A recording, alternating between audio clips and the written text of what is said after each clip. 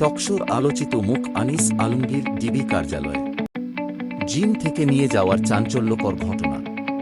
জ্যেষ্ঠ সাংবাদিক আনিস আলমগীরকে নিয়ে যাওয়া হয়েছে ঢাকা মহানগর গোয়েন্দা পুলিশের ডিবি কার্যালয়ে।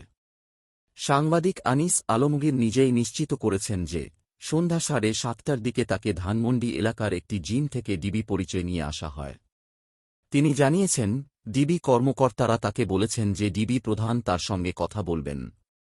তবে রাত 8:30 পর্যন্ত ডিবি প্রধানের সঙ্গে তার কথা হয়নি এবং তিনি অপেক্ষায় ছিলেন। তিনি দৈনিক আজকের কাগজসহ বিভিন্ন সংবাদ মাধ্যমে কাজ করেছেন এবং সাম্প্রতিক সময়ে টেলিভিশন টকশোতে আওয়ামী লীগ এবং জুলাই অভ্যুত্থান নিয়ে নানান বিতর্কিত মন্তব্য দিয়ে আলোচনায় ছিলেন। কেন তাকে নেওয়া হল, এ বিষয়ে জানতে ডিবির একাধিক কর্মকর্তাকে ফোন করা হলেও তাৎক্ষণিকভাবে তাদের কাছ থেকে কোনো সাড়া পাওয়া যায়নি। ঘটনাটি ঘিরে তৈরি হয়েছে নতুন রহস্য। পরবর্তী আপডেটের জন্য চ্যানেলটি সাবস্ক্রাইব করে সাথেই থাকুন। সংবাদটি ভালো লাগলে লাইক, শেয়ার এবং কমেন্টস করতে ভুলবেন না। ধন্যবাদ।